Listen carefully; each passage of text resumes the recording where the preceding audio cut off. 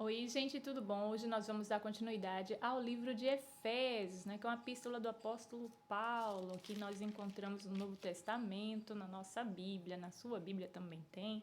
Epístola de Paulo aos Efésios, estamos no capítulo 4, porque nós já tivemos o primeiro vídeo do primeiro, segundo e terceiro capítulo, e sem demora, vamos lá, e que o Espírito Santo de Deus possa falar através da sua palavra em nossas vidas, para mim e para a sua. Da fé.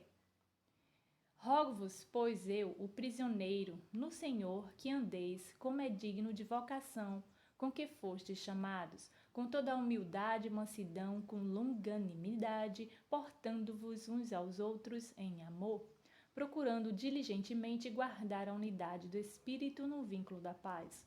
Há um só corpo e um só Espírito, como também fostes chamados, em uma só esperança da vossa vocação. Um só Senhor, uma só fé, um só batismo, um só Deus e Pai de todos, o qual é sobre todos e por todos e em todos. Mas a cada um de nós foi dada a graça conforme a medida do dom de Cristo. Por isso foi dito: subindo ao alto, levou cativo o cativeiro e deu dons aos homens. Ora, isto ele subiu, que é senão que também desceu às partes mais baixas da terra. Ele chegou no inferno para nos libertar, né? Aquele que desceu é também o mesmo que subiu, muito acima de todos os céus, para cumprir todas as coisas. E ele deu uns como apóstolos, e outros como profetas, e outros como evangelistas, e outros como pastores e mestres, tendo em vista o aperfeiçoamento dos santos para a obra do ministério, para a edificação do corpo de Cristo. Nós já falamos sobre esse versículo, uns para apóstolos e mestres, em outro vídeo, certo? Até que todos cheguemos à unidade da fé e do pleno conhecimento do Filho de Deus, ao estado de homem feito à medida da estatura da plenitude de Cristo, para que não mais sejamos meninos inconstantes, levados ao redor por todo o vento de doutrina, pela fraudulência dos homens, pela astúcia tendente à maquinação do erro. Antes, seguindo a verdade em amor, cresçamos em tudo naquele que é a cabeça, Cristo, do qual o corpo inteiro ajustado e ligado pelo auxílio de todas as juntas, segundo a justa operação de cada parte, efetua o seu crescimento para edificação de si mesmo em amor. Aqui ele quer dizer sobre a unidade da fé, que nós todos somos uma igreja, nós somos o corpo de Cristo e Cristo é o nosso cabeça. Então, por isso que quando geralmente nós vamos falar de Cristo, não vemos denominação, não queremos ver negócio de religião, não queremos falar sobre diferentes tipos de igrejas que servem a Cristo, que adoram o Pai, o Filho e o Espírito Santo, porque Deus é um só. O Senhor é um só, a fé é um só, o batismo é um só. Porém, ele não vai deixar passar nenhum, ele vai levar em conta os nossos erros, nossos pecados, se nós não nos arrependermos. A própria palavra de Deus diz que um i não passará. Ele sabe de todas as coisas, ele é onisciente, onipresente, onipotente, ele sabe o que cada pessoa projeta, como diz aqui, a maquinação do erro de cada um, ele sabe, né? Ele vai cobrar isso de cada pessoa, se não houver arrependimento, se não houver retratação. E de fato, em conta, nós vamos apresentar nossas mãos diante do Senhor. Então, nós temos que cada vez mais tentar fazer o melhor para Deus, sermos melhores a nós mesmos e amarmos uns aos outros, né? Como Cristo nos ensinou, como é o segundo mandamento, e o primeiro, amar a Deus sobre todas as coisas, porque Ele é por todos, com todos e em todos, certo? Para a edificação de si mesmo em amor. Aqui o 16 diz, do qual o corpo inteiro bem ajustado e ligado pelo auxílio de todas as juntas, de todas as partes, segundo a justa operação de cada parte, segundo conforme o proceder de cada um, conforme a vocação de cada um tem uma parte especial, como diz, uns são para profetas, outros para evangelistas, tem sua parte no ministério, os profetas, os apóstolos, os pastores, os mestres, os obreiros, irmãs, os irmãos, cada um que trabalha no reino, falando, pregando, cada um tem a sua determinação dada, né, pela cabeça que é Cristo, mas Cristo é o nosso cabeça, nós temos uma só fé nele, né, um só batismo nele, mas temos nossas atividades individuais conforme levarmos a palavra do Senhor.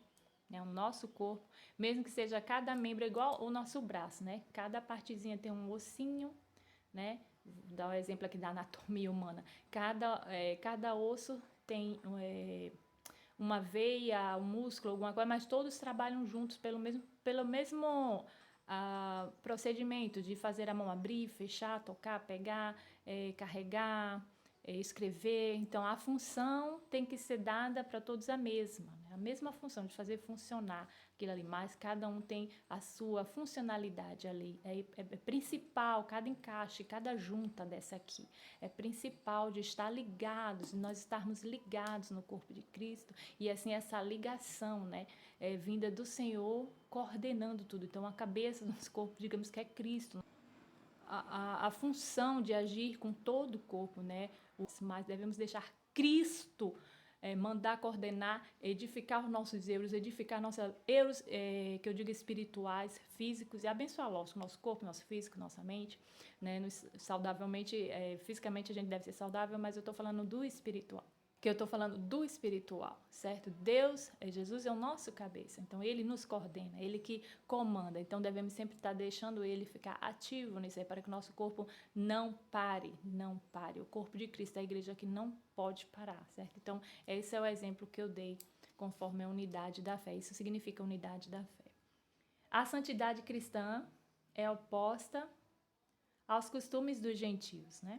Portanto digo isto, e testifico no Senhor, para que não mais andeis como andam os gentios, na vaidade da sua mente, entenebrecidos no entendimento, separados da vida de Deus, pela ignorância que há neles, pela dureza do seu coração, os quais, tendo-se tornado insensíveis, entregaram-se à lascívia, para cometerem com avidez toda sorte de impureza, mas vós não aprendestes assim a Cristo. Se é que o ouvistes e nele fostes instruídos conforme a verdade em Jesus, a despojar-vos quanto ao procedimento anterior do velho homem que se corrompe pelas concupiscências do engano, a vos renovar no espírito da vossa mente, e a vos revestir do novo homem, que segundo Deus foi criado em verdadeira justiça e santidade. Pelo que deixai a mentira e falai a verdade, cada um com o seu próximo, pois somos membros um dos outros. Então, a palavra de Deus diz aqui em 26, também o versículo diz, irai-vos e não pequeis, não se ponha o sol sobre a vossa ira, né? A gente não deve deixar para outro dia, digamos assim. Aconteceu isso hoje, resolve hoje, termina hoje, conserta hoje. Tem coisas que é mais difícil, mas não demore muito para consertar. A gente não sabe o dia de amanhã, né? Nem deslugar ao diabo. Aquele que furtava, não furte mais. Antes trabalhe, fazendo com as mãos o que é bom, para que tenha o que repartir com o que tem necessidade. Não saia da vossa boca nenhuma palavra torpe, mas só a que seja boa para a necessária edificação, a fim de que ministre graça aos que a ouvem. Eu costumo dizer que até em brincadeiras, eu não gosto nem de falar palavras de maldição, ou que parecem ser de maldição, que muitas pessoas acham que não é feito aquela palavra bem comum que o pessoal diz, que criança danado, né? Não é uma palavra boa, né? E tem outras palavras também que eu não venho recordar agora, ainda bem, mas que não é bom de se falar. Nem brincadeira eu não gosto, não. Quem me conhece sabe, ainda as pessoas que me conhecem ainda dizem assim, é só uma brincadeira. Aí eu vou lá e repito, mas mesmo assim, você sabe que por brincadeira eu não gosto de falar. Eu não dou legalidade, e a palavras ruins eu não dou legalidade, né? Nós não devemos abrir a boca para falar besteira, logicamente, e aqui eu trago novamente esses exemplos. Nós não devemos abrir a boca para falar, porque já citei esse versículo aqui, a língua, ela dá poder de morte e poder de vida, né?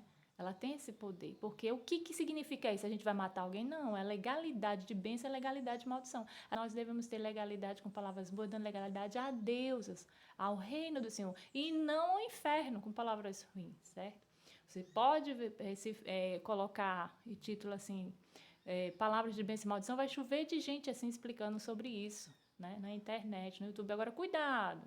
Veja com quem você vai aprender, porque tem pessoas que nem sabem explicar, que querem meter o pau na igreja, o pau nos irmãos, e aí começa a falar uma coisa toda troncha, e de vez falar bem, você acaba falando maldição. Então, tenha cuidado, tenha discernimento, peça discernimento a Deus para ir no canal certinho, tá bom?